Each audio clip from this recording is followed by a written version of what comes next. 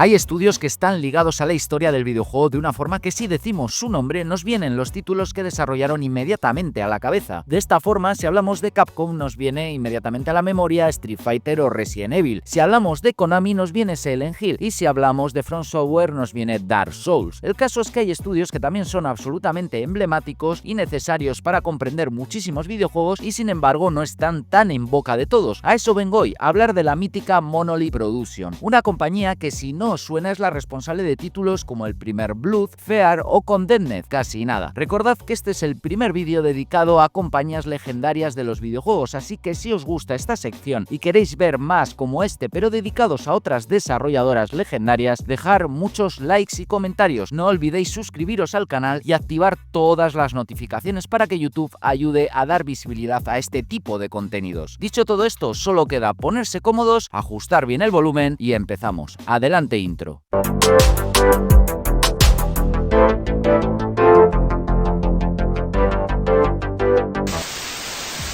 Los orígenes de Monolith Production se remontan a 1994 en Kirtland, Washington, Estados Unidos, fundada por un grupo de apasionados por los videojuegos. Entre ellos estaban Brian Goebel, Paul Renal o Garrett Price. Esta pequeña empresa tenía una misión clara: crear experiencias de juego únicas. Al principio trabajaban en proyectos modestos, pero su visión era ambiciosa. Su primer gran paso fue desarrollar su propio motor gráfico, el Lead Tech, que no solo impulsaría sus juegos, sino que también los posicionaría como pioneros tecnológicos. Pero es que además en 1997 Monolith lanzó Blood, un shooter en primera persona que combinaba acción, humor oscuro y referencias culturales. Fue un éxito entre los fans del género. Poco después, en el 98, sorprendieron con Sogo Mobile Armor Division, un título inspirado en el anime de mechas que demostró su versatilidad creativa. Estos juegos no solo consolidaron su reputación, sino que también mostraron que Monolith estaba dispuesta a arriesgarse con ideas innovadoras. Y así Monolith pasó de ser un pequeño estudio independiente a un gigante de los videojuegos. Pero paso a paso, veamos primero aquella primera pieza sangrienta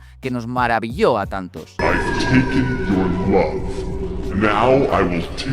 En los años 90, Monolith irrumpió en la escena de los videojuegos con dos títulos que dejaron una marca imborrable: Blood y Sogo. Lanzado en 1997, el primero de ellos, Blood, era un shooter en primera persona que combinó acción frenética con un toque de horror y humor negro. En el juego encarnas a Caleb, un antihéroe que busca venganza contra un culto traicionero. Su atmósfera oscura, referencias a películas clásicas de terror y armas únicas como el lanzador de dinamita lo convirtieron en un título de culto. Blood destacó en un género dominado por gigantes, recordad, Doom y Quake, ofreciendo algo fresco y atrevido. Además, su motor gráfico Build demostró que Monolith sabía cómo maximizar recursos para ofrecer una experiencia inolvidable. Si esto quedase en Blood, pues muy bien, porque ha habido muchas compañías con títulos emblemáticos, pero Monolith no se conformaba con esto y apenas un año después, en el 98, sorprendió al mundo con Sogo Mobile Armor Division. Este shooter en primera persona combinaba elementos de anime con combates de mechas y una narrativa emocional, algo raro para la época. Inspirado en series como Gundam y Evangelion, Sogo permitió a los jugadores alternar entre pilotar esos mechas gigantes y luchar a pie. Si bien no fue un éxito comercial masivo, Sogo destacó por su estilo visual único y su enfoque en contar una historia profunda en un género tradicionalmente enfocado solo en la acción. Ojo con esto, porque curiosamente en ese mismo año Valve, con su primer Half-Life, estaba haciendo precisamente lo mismo. Vaya año 1998, chavales. Con Blood y Sogo, Monolith demostró que no temía arriesgarse con ideas nuevas y ambiciosas. Estos juegos no solo marcaron el inicio de una compañía legendaria, sino que también dejaron un legado que los fans aún a día de hoy celebran. Dime cuál es tu favorito, déjame tu opinión en los comentarios, ya sabes que te leo. También, y como complemento a este primer Blood, que sepáis que es uno de los ítems más caros en el coleccionismo de PC en formato caja grande o Big Box. Ya estaréis viendo ahora en imágenes los precios que alcanza tanto la edición americana, quizá la más cara, con la mano ensangrentada, como la edición europea con el águila. Una barbaridad y uno de los ítems más raros y preciados en el coleccionismo de lo nuestro, de esto de los jueguitos de PC. Never have any fun.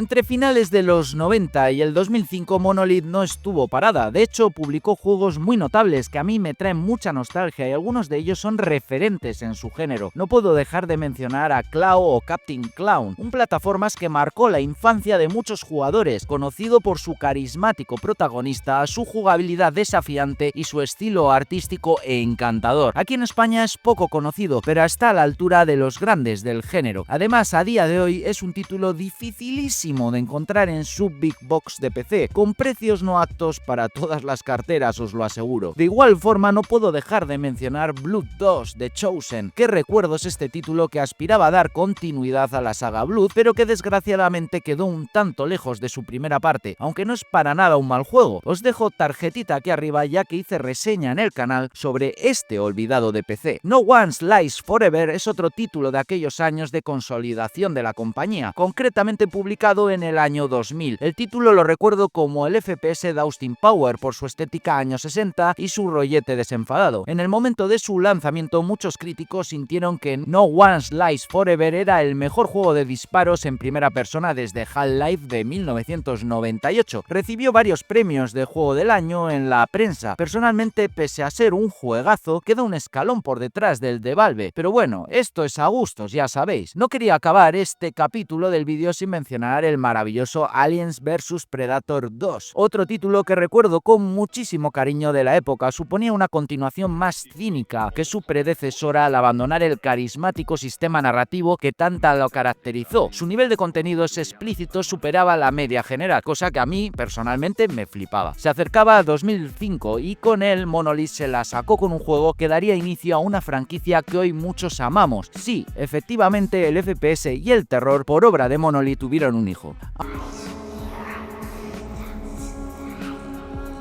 Aunque se supo desde finales de 2003 que Monolith estaba trabajando con la editora de videojuegos Vivendi en un nuevo título, nada se reveló oficialmente hasta mayo de 2004, cuando una sola captura de pantalla del nuevo juego se publicó en el boletín semanal de Vivendi. Escrito encima de la imagen ponía textualmente: "Dicen que las balas saben a pollo", y debajo ponía: "Espero que tengas hambre". El desarrollo había comenzado con el juego tentativamente titulado Signal. El escritor, director y diseñador principal, Craig Hubbard, declaró que el juego evolucionó a partir de un concepto que comenzaron a desarrollar justo después de Sogo. Kevin Stephers, el director de tecnología de Monolith y uno de los principales programadores del juego, explicó más tarde que el concepto era hacer que el jugador se sintiera como el héroe de una película de acción. Además, su juego principal de disparos en primera persona, Fear, es también horror psicológico y fue influenciado específicamente por el terror japonés. Otra influencia clave fue The Matrix de las Wachowski. Con estas influencias en mente y con el deseo de crear una experiencia lo más inmersiva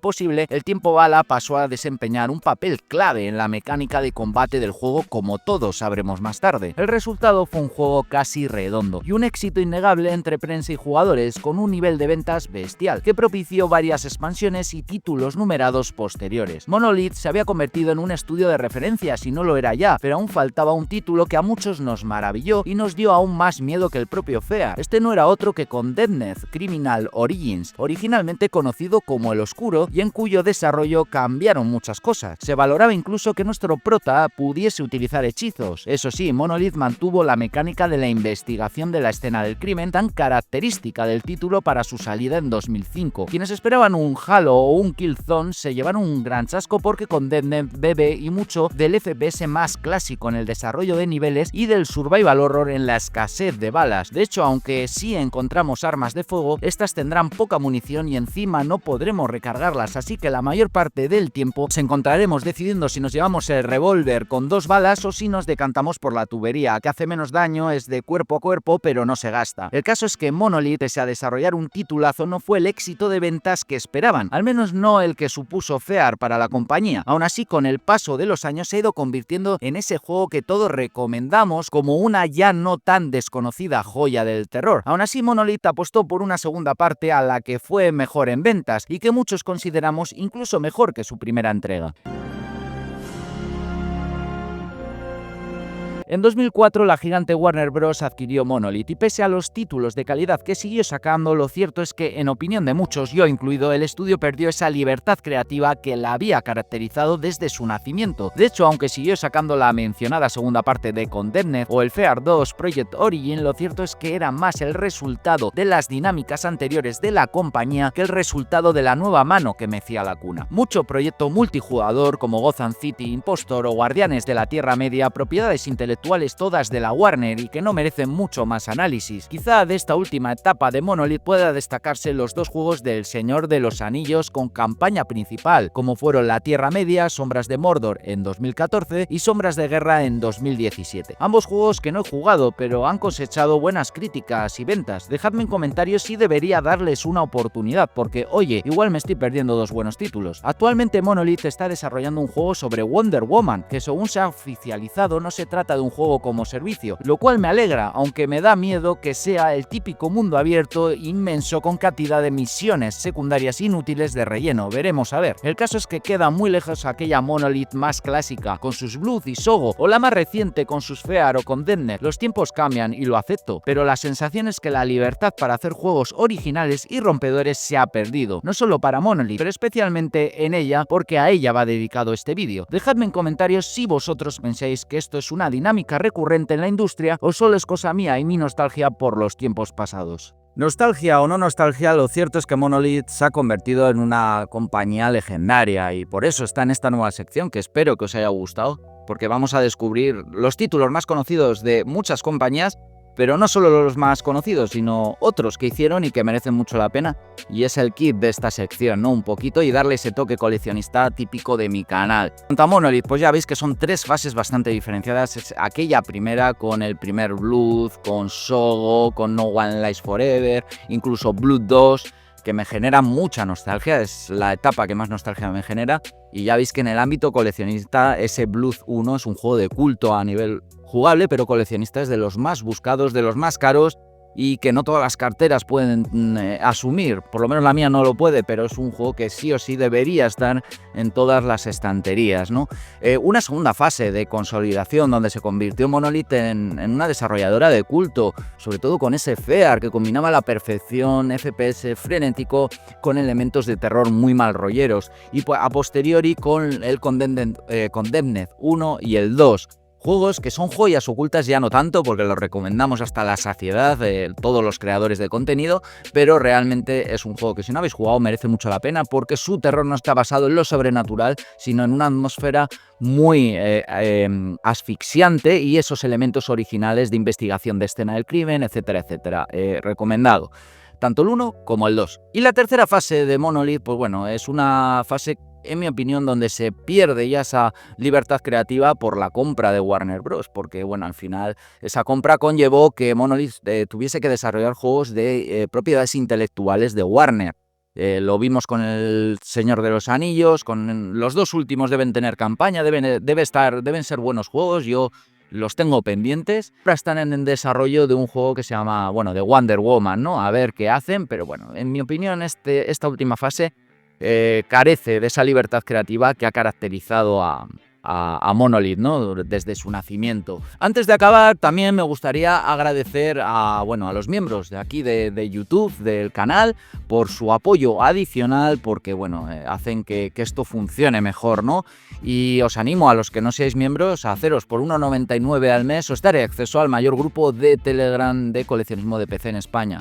Puedes comprar, vender tus juegos, información sobre distribuciones, hardware antiguo, un montón de historias que para aquellos que os guste este mundo del PC viejuno es obligado. Así que nada, os animo a ello. Y si no queréis, no podéis, pues simplemente apoyando este tipo de vídeos con un like, compartiéndolos en redes sociales o simplemente activando todas las notificaciones si estáis ya suscritos, todas, porque a veces YouTube no notifica los nuevos vídeos, ¿no? Entonces, si activáis las notificaciones, ayudéis muchísimo también. Nada más, chicos, espero que hayáis disfrutado de esta nueva sección, de este nuevo vídeo y nos vemos en el próximo. Un besito a todos.